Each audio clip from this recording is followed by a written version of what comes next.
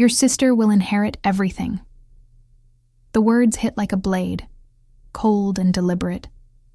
I waited for him to say more, to explain. But he didn't.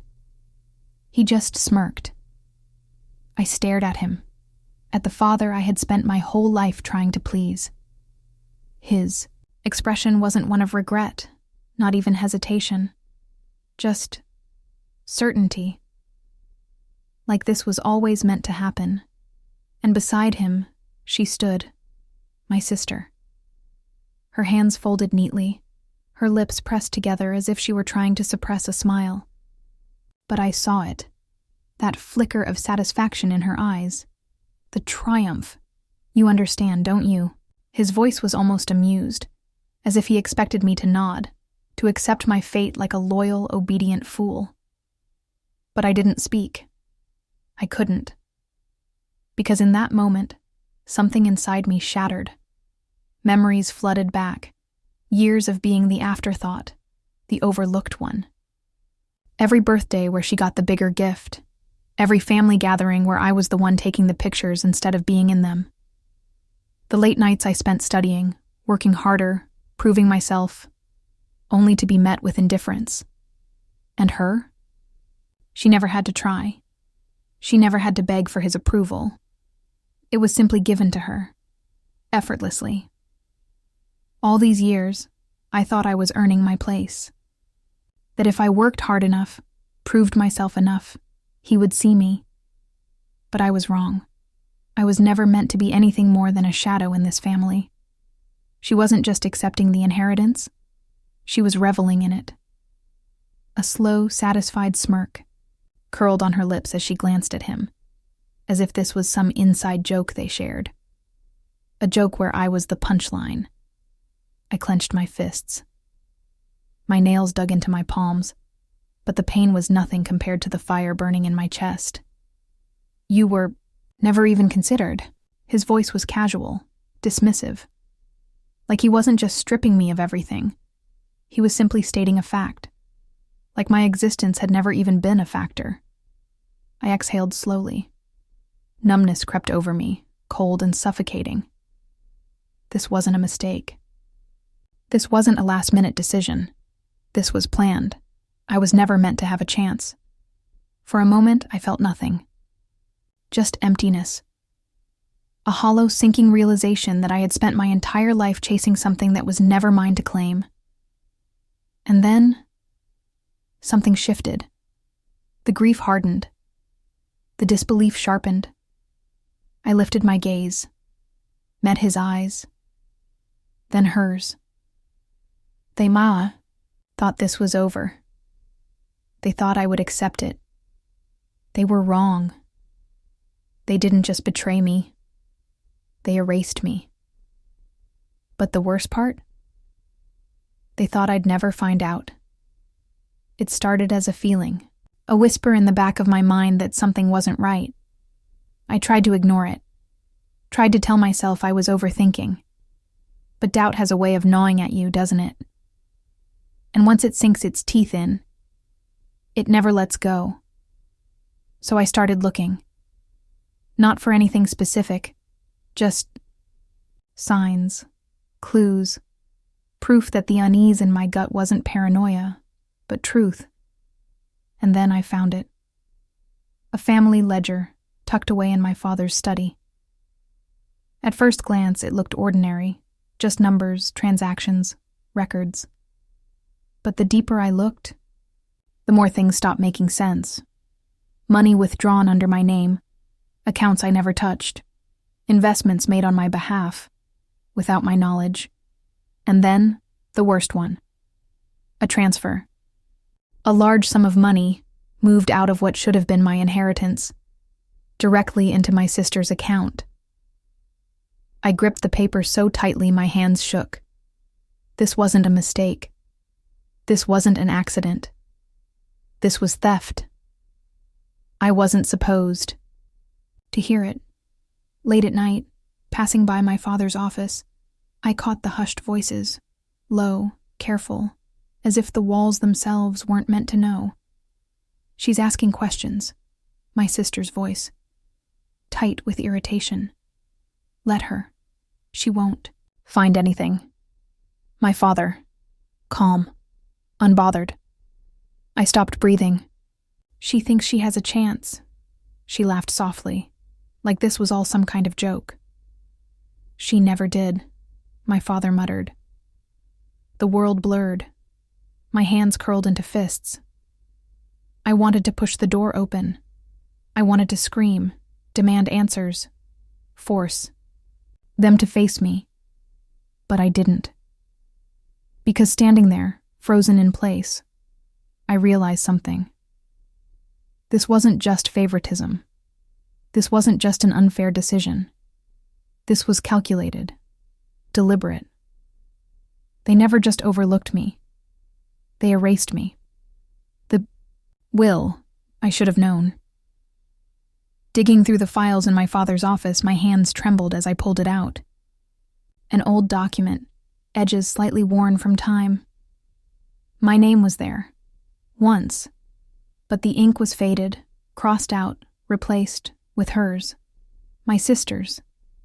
The entire estate, every asset, every last piece of what should have been mine, signed away, gone. I gripped the paper, my heart hammering. He had planned this for years. While I spent my life trying to earn his approval, he spent his ensuring I got nothing. He never hesitated, not once. You're being ridiculous. My father's voice was smooth, controlled, too controlled. I stood in front of him, the will clutched in my hands. My chest burned, my breath short and sharp. I saw it, I hissed. You changed it. You cut me out. His lips pressed into a thin line then. Slowly, he exhaled, shaking his head. You're being paranoid. You always overreact. Gaslighting. The oldest trick in the book. I know what I saw. You're making things up. Maybe you should get some rest. His voice was gentle, now like I was some fragile thing about to break, and then, you always were a bit sensitive. The rage that surged inside me was blinding. I turned to my sister, who stood just behind him, arms crossed, an innocent tilt to her head. I don't know what you're talking about, she murmured, eyes wide, voice dripping with faux concern. Maybe you misunderstood? The act? The same one she's used for years. But this time, I wasn't falling for it. I started seeing the pattern. The fake apologies. The stolen credit. The perfectly crafted lies that always left her looking like the victim. She was always one step ahead, always the golden child. She didn't win by being better. She won by making sure I lost. And for years I let it happen. Not anymore. She thinks she's untouchable. She thinks she's won. But this time, she's underestimated the wrong person. The final piece fell into place like a blade to the heart. A letter, buried deep in my father's desk. A message he wrote, to a lawyer, finalizing everything, ensuring I was left with nothing. I stared at it, my hands cold, my mind impossibly clear. This was never about fairness. It was never about what I deserved. It was about control. He never wanted me to succeed. He wanted me to disappear. No more hoping. No more begging. No more waiting for a love. That was never real. I let the paper slip from my fingers. And then, I smiled. They think I'm weak. They think I'll walk away, accept my fate, let them win. But they don't see it. The shift, the storm building beneath the surface. They wanted war. They just found out what happens when you betray the wrong person. Every empire falls from within. And theirs? It starts crumbling now. Revenge isn't about rage. It's about control.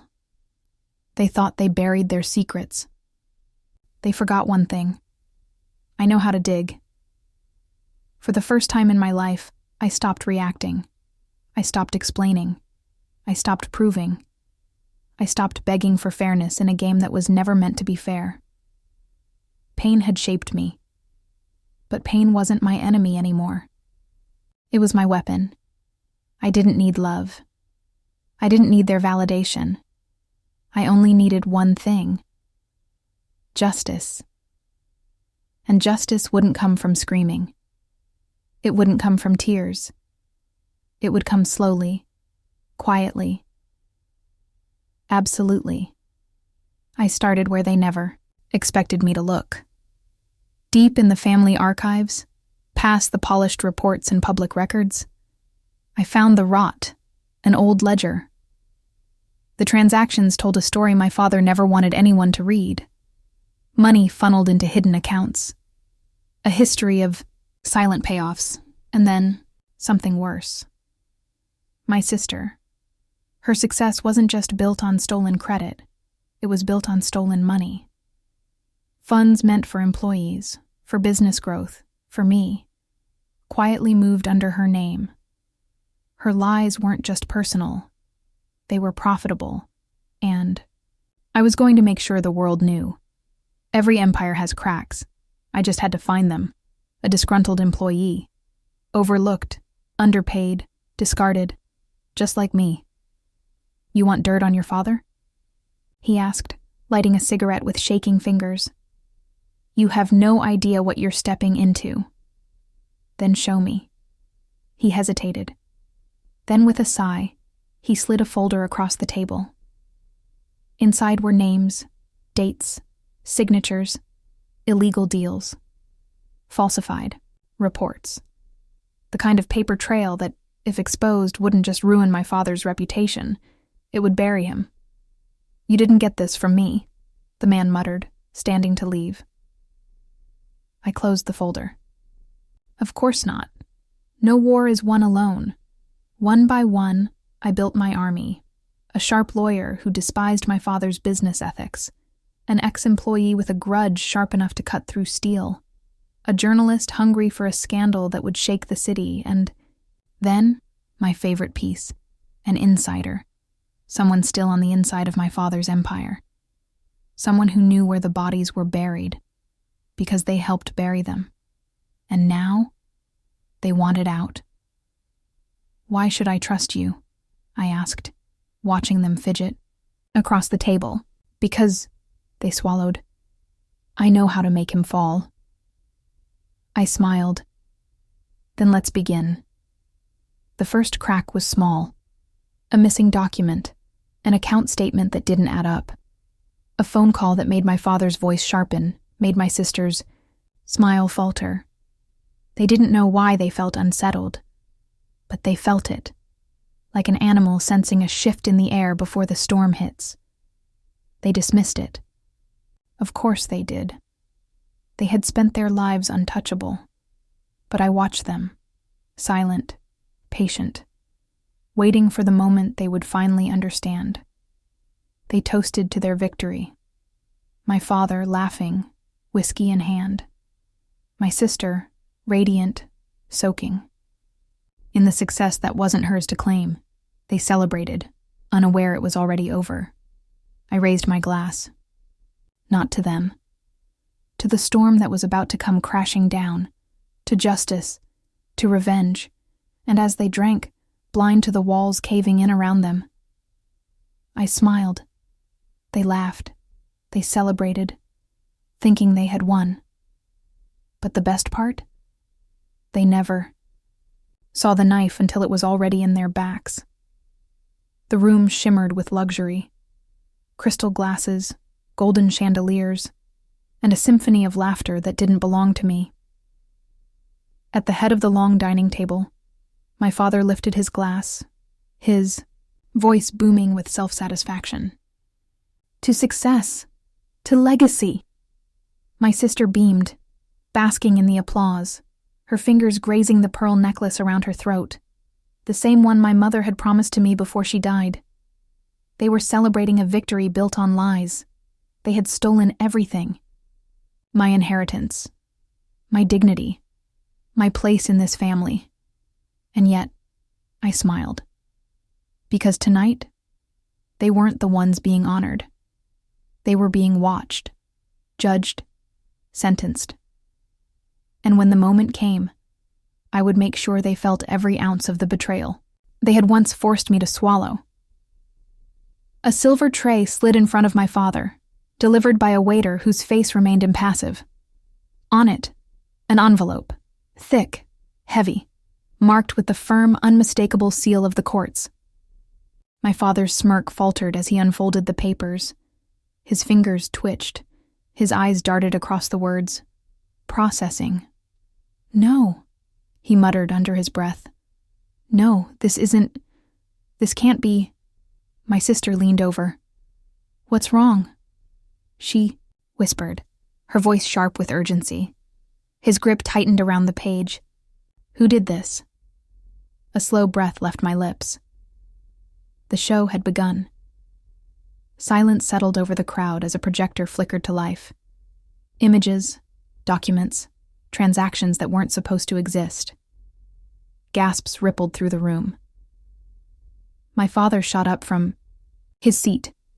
Turn that off, now. But it was too late. Fraud, embezzlement, offshore accounts, a meticulously built empire, now unraveling thread by thread in front of every investor, every partner, every so-called friend. He turned to me, realization darkening his face. You, he hissed. You did this. I tilted my head. Funny. I thought, you taught me that business is about survival. Looks like you didn't survive. He lunged toward me, but security was already moving. Mr. Callahan, a firm voice called. You're under investigation. We'll need you to come with us. The weight of the words crushed him. His face drained of color. His lips parted, as if he had something left to say. But no words came. Because this wasn't a negotiation. This was a reckoning. The empire he spent decades building. Gone. Frozen accounts. Seized assets. The home he once lorded over me. No longer his to own. He reached for his phone, desperate for one last attempt at control. Call the lawyers. Fix this. Fix it now. But the screen blinked. Frozen. His power, his influence, had been reduced to nothing but a fading shadow. I watched as the reality sank in. For the first time in his life, my father had no escape. My sister clutched her clutch bag like it was her last lifeline.